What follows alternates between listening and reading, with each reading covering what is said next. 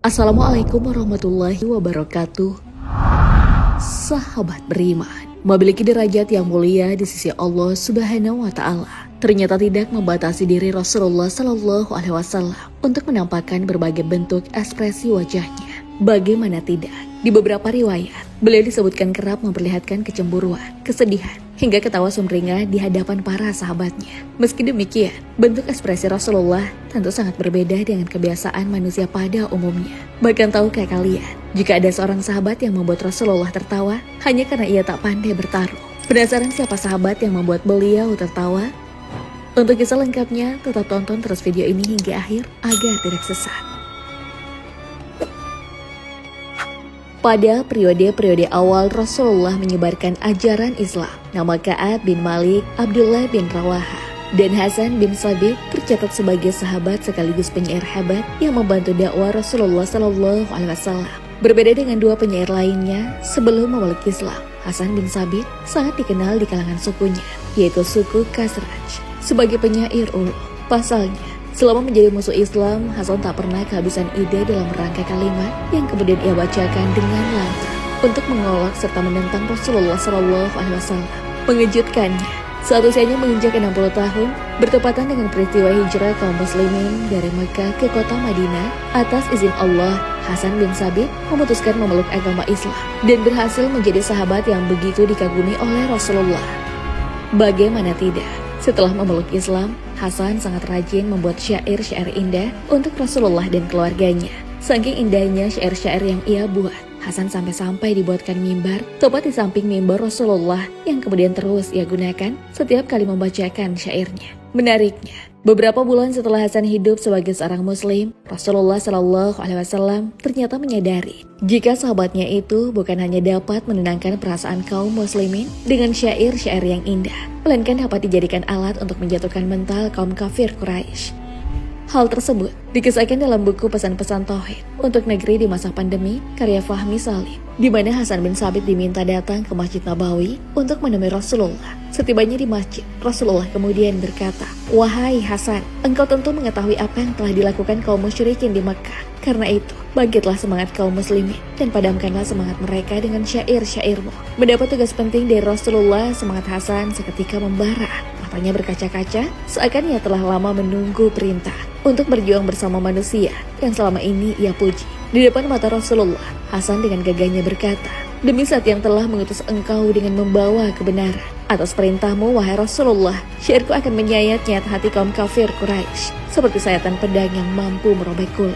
Mendengar hal tersebut, Rasulullah yang tak ingin melihat sahabatnya bertindak gegabah, lantas memberi peringatan dengan berkata, "Hendaklah engkau tidak terburu-buru wahai Hasan, sebab diriku berasal dari suku Quraisy. Temuilah Abu Bakar, yang lebih mengetahui garis nasabku, dan sebaiknya engkau menanyakan tentang itu."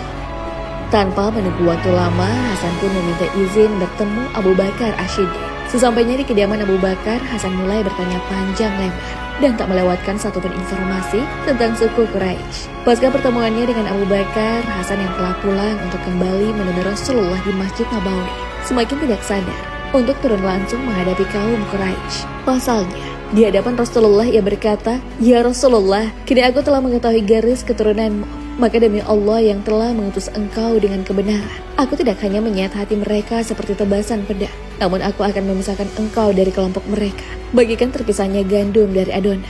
Tak disangka-sangka, semangat Hasan itu ternyata disambut bahagia oleh Rasulullah dengan berkata, "Wahai Hasan, selama sikapmu disandarkan di jalan Allah, sungguh Jibril akan senantiasa mendukung engkau, meruntuhkan semangat kaum musyrikin dengan syair-syairmu."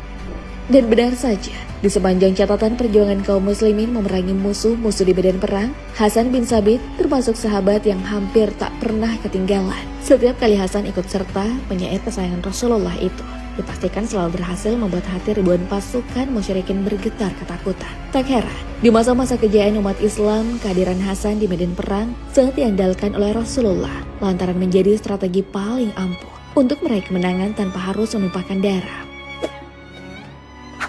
Setelah menyimak kehebatan Hasan bin Sabit yang mampu menyutkan nyali musuh Islam dengan syair-syairnya, mungkin ada di antara kalian yang tak menyangka jika keahlian Hasan dalam merangkai kata berbanding terbalik dengan kemampuannya ketika bertarung menggunakan fisik. Kondisi tersebut terungkap ketika Rasulullah bersama kaum muslimin berangkat ke Uhud untuk berperang. Saat itu, beliau diketahui meninggalkan istri-istri dan bibi beliau, yakni Safiyah binti Abdul Muthalib radhiyallahu anha, dalam sebuah bangunan di samping Masjid Nabawi yang disebut Fari. Akan tetapi, meski Rasulullah meninggalkan keluarganya, beliau mempercayakan Hasan bin Sabit untuk menjaga mereka.